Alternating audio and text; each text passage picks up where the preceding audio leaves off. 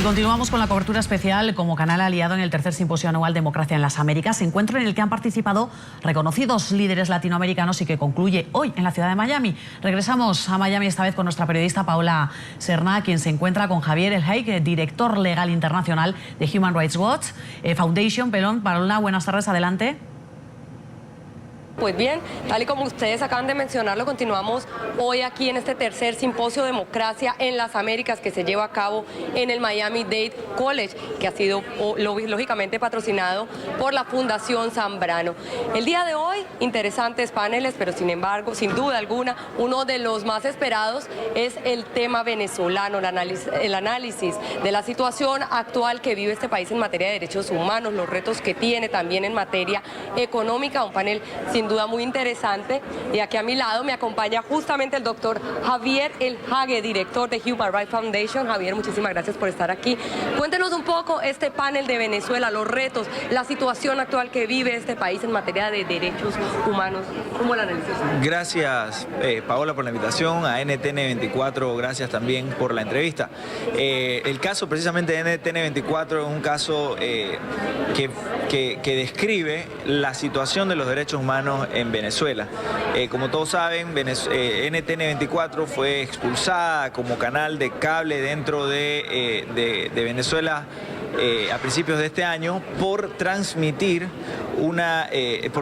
hechos, ¿no?, que se estaban produciendo en Venezuela, es decir, la manera en que el gobierno estaba reprimiendo a los estudiantes y a los partidarios del partido Voluntad Popular que estaban protestando en las calles venezolanas. La manera en que la policía reprimía estaba siendo filmada y tomando testimonio y siendo documentada por NTN24, y el gobierno encontró en eso una afrenta, un ataque, si no me equivoco, de esa manera es que se expresaron contra NTN24, que están creando una guerra psicológica y ese tipo de lenguaje para describir un trabajo que en cualquier democracia se produce y debe producirse de manera completamente libre. Es decir, un periodista puede documentar cualquier cosa, Occupy Wall Street, el asesinato o la muerte en Ferguson del señor Brown. Que en Venezuela evidentemente no está ocurriendo, entre otras violaciones a los derechos humanos. Exacto, entonces esas cosas no ocurren. Ahora, ¿por qué la prensa y la libertad de expresión son tan importantes? Porque es en el mundo moderno, fíjense ustedes cómo la libertad de prensa nace recién con la aparición de la imprenta en el siglo XVI. O sea, solo porque aparece la imprenta, aparece la posibilidad de que un panfleto llegue ahora a miles de personas y aparece, por tanto, el interés de los tiranos, de los dictadores, de los líderes no democráticos, de los déspotas, de impedir que esa información llegue. Entonces viene la censura, ¿no?, a la prensa. De ahí viene la libertad de prensa. Entonces los medios de comunicación masiva, como son la televisión, hoy en día principalmente, y el internet también, esos son los medios por los cuales se llega a la mayor cantidad de personas. Por tanto, para un dictador, hoy al que le importa que hayan unas 10 radios funcionando, lo que le importa a él es cerrar a los medios de comunicación que son los más vistos en el país. Es lo que lo hicieron con RCTV, lo hicieron con Globovisión, y ahora ya le han llegado incluso a los canales internacionales, a NTN24, amenazas certeras contra CNN en español. Tiene que entender el público que Venezuela es un punto medio entre la dictadura completa, que hoy en día existe solamente en Cuba, donde solamente se ve un canal de televisión, el canal del Estado. Es un punto intermedio entre esa dictadura completa y la democracia, ¿no? En las democracias de América Latina no están perseguidos los canales de televisión, pero ya en Venezuela y en otros autoritarismos competitivos como el de Ecuador también lo están. Bueno, ustedes también obviamente han criticado la situación, o más bien la poca acción de los países de la región frente a lo que ocurre, a las violaciones sistemáticas de los derechos humanos en este país. Que van a hablar un poco de eso. Sí, vamos a hablar de eso. Yo creo que hay una carencia de liderazgo en América Latina. Los líderes son mediocres, los presidentes de América Latina en su gran mayoría son mediocres. Sí, son personas, algunos pragmáticos, tecnócratas, como el presidente Santos en Colombia, y algunos otros presidentes, pero los demás, los que no son abiertamente admiradores de la dictadura cubana, como son lastimosamente los presidentes antidemocráticos, autoritarios competitivos de Bolivia, de Ecuador, de Nicaragua y de Venezuela, los que no son abiertos admiradores por esa línea son demócratas que igual son abiertos admiradores de la dictadura cubana. Mujica, Michelle Bachelet, los presidentes Lula anterior y ahora Dilma Rousseff en Brasil son presidentes abiertos admiradores de la dictadura cubana. Incluso el presidente Peña Nieto, que viene del PRI, un partido que la mayoría de las personas lo consideran de centro derecha, ese partido, incluso él, cuando fue ahora a la reunión del CELAC, hizo lo imposible por sacarse fotos con el dictador de La Habana. Esa es una barbaridad, ¿no? Y eso tiene que ver con una serie de mitos que se han mantenido en América Latina en relación a la naturaleza de la dictadura cubana. Todos sabemos la historia de García Márquez, que murió siendo un apologista de la dictadura cubana. Sabemos la historia de Mario Vargas Llosa, que 10 años después de que estaba instalada esa dictadura, recién se dio cuenta de lo que había ahí adentro y comenzó a criticarla internacionalmente. Sabemos que Cortázar murió siendo un hincha, un fanático, un apreciador de la dictadura de Fidel Castro. Entonces hay una historia romántica basada en mitos de América Latina y que se siguen reforzando hoy con la película del Che de Benicio del Toro, con Gael García Bernal interpretando al Che. Son mitos poderosos y que hacen que sea para un político, los políticos hacen lo que le va a dar votos, y mientras haya grandes porcentajes en las poblaciones latinoamericanas que en verdad creen que Fidel Castro es un líder democrático que ha mejorado la situación del pueblo cubano, lo cual es falso, verificable que es falso.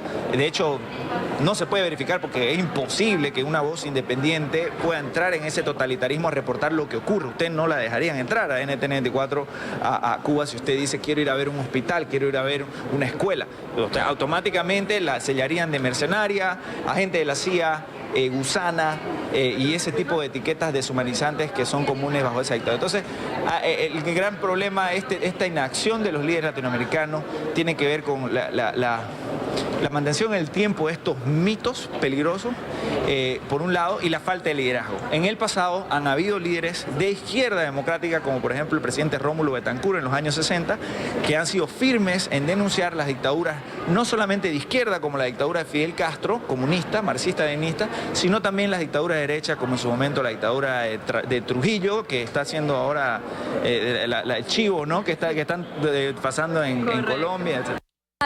También es importante que ustedes, como en la organización a la que representa Human Rights Foundation, han sido críticos, pero tienen ciertas perspectivas. Quisiéramos conocer, en el caso específicamente venezolano, que es el que vamos a analizar el día de hoy, ¿cuáles son las perspectivas? ¿Cómo ve usted el futuro de Venezuela en materia económica, en materia política? ¿Qué sigue? Mire, el futuro de corto plazo no sé exactamente, la verdad es que no veo dónde puede pasar cualquier cosa, pero la dictadura está, o el autoritarismo competitivo que gobierna ahí está sólido, es decir,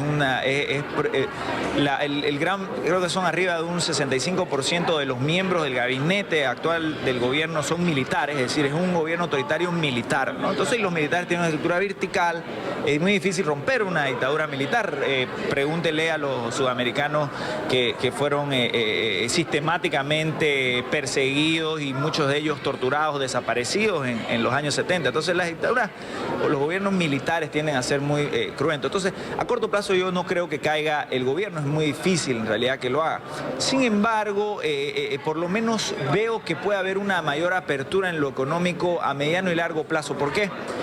Porque el modelo que está siguiendo Venezuela ahora para tener esas políticas económicas tan pésimas que están llevando a la escasez, al desabastecimiento de productos básicos en los supermercados, en los mercados de abarrotes, esas políticas son del modelo cubano que se implementó en los años en el 59, a partir del 59, Che Guevara fue ministro de Industrias y de Comercio y terminó estatizando completamente la economía, causando todos estos desabastecimientos ya por esa época.